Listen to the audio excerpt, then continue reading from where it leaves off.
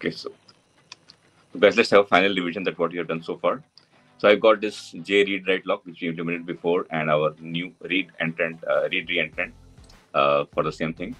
So here the only difference is that if you see the readers was just a counter there, but here now we are maintaining a map of reading threads, which is where we are going to store all the thread associated and what are the number of read locks the same thread has acquired as a value. So for the lock read, as we have seen that if there are more writers or any write requests are there, in that case the read lock cannot be granted and the thread has to wait. Only when it's granted, the readers are incremented.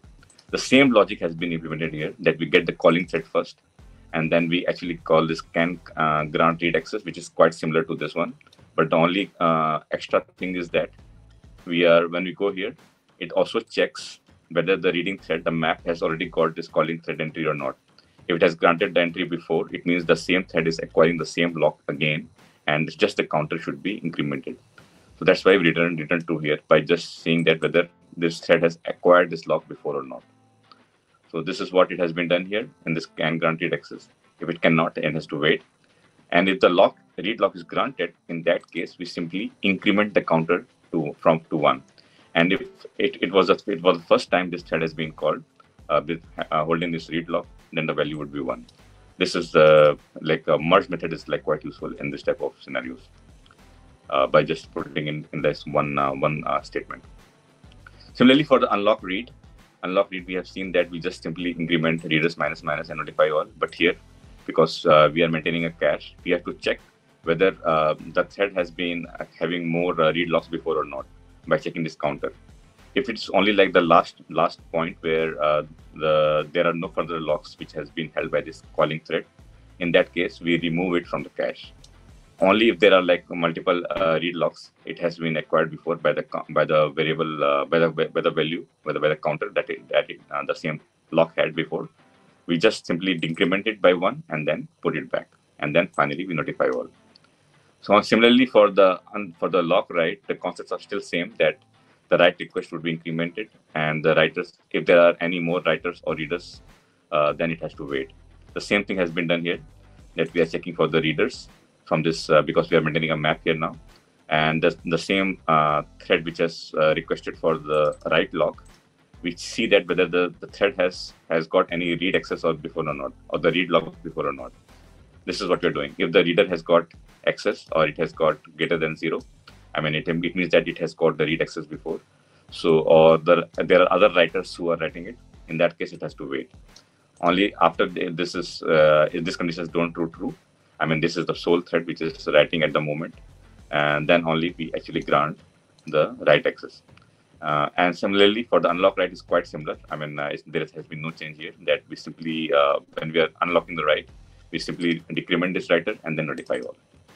So this was all about this read reentrant read write lock. Now let's test this. So we will use the similar test cases that we have done before, in which just let's revise this first, that what you've done before. It would be just adding the new class. So right now we have got a normal J read write lock, which is just used based on the counters, and then we have got second like follow up where we are actually creating a read reentrant lock where we are maintaining this thread. But the concept should be still same. I mean they all should be thread safe. So for the test class, let's revise this again, that we have got a counter, and we are passing interface of like read write lock. Whenever we are incrementing the counter, it means that we are mutating it. So that's why we are having a write lock first, and then we increment it, and then finally we unlock it or release that write lock. Similarly for the reading part, we are just getting a get counter method in which we are passing this read write lock as a parameter. And because it's just reading, we just need to get lock read and then get the counter value, return it, and then finally unlock it. And the way that we tested is that we actually created a lot of like readers. We created 5 readers and 2 writers on this, and then whenever we call this readers and writer, the reader will just read this counter value, and writer will increment it to 1. And that's why we assume that after a time sleep of 1 second, find the 5th reader, when it reaches the value, it should be always 2, because there are only 2 writer threads available. And we are using this parameterized test cases. So it already has got this stream of arguments. So let's just add our new implementation here. So for this, just call this with one more argument here, Control D, and here I will just use J read write log read reentrant, right? This one. This is the new one. So we are passing this get read log read write logs 2 times. So because we are using method source as our parameterized test. So both of this would be run to one for J read write log, which is just based on the increment on the counters, sorry, and the J read write log reentrant, where we are maintaining a map for maintaining the read reentrant. So once we run this, it will run 2 times, and both should be able to run this J read write log and J read write log reentrant and pass this test.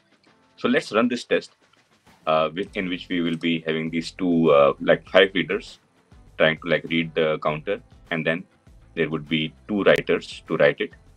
And as we have seen that our test cases have run successfully for both not the previous version of read write lock and the newer version of read write lock reentrant, where we're using the maintaining the map for maintaining the multiple readers across our application. So here we can see that let's revise our test case again. That first of all, we are trying to like read for 4 threads and write with 2 threads using our read write log. And here we can see that once we are writing the counter with 2 threads, 2 writers, in that case the counter should be incremented to 1, and after that we have a delay of 1 second. And when the 5th reader is run, so it means that we assume that that 1 second is a big time, so that's why we assume that, because and it's a very, very small test case. So in that case, all the writer set would have written the counter to 2. So that's why we are almost sure that when reader 5, the 5th thread tries to read it, it should be able to read the counter as 2. So based on this assumption, we are running both the test cases. And as mentioned that we have run it 2 times for read write log and the reentrant. We have got the correct answer here.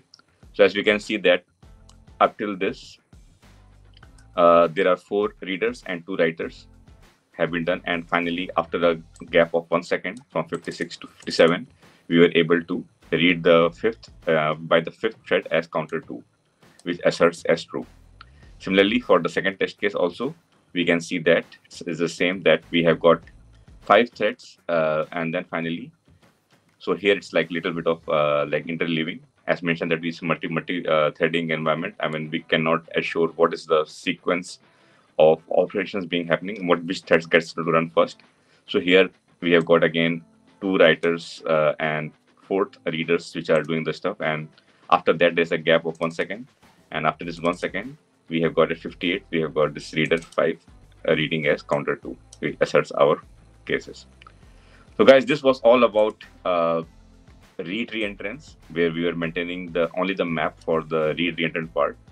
Now in the follow-up 2, in our next video, we'll learn about write reentrants, because we know that write reentrant is granted only if the thread has already got write access.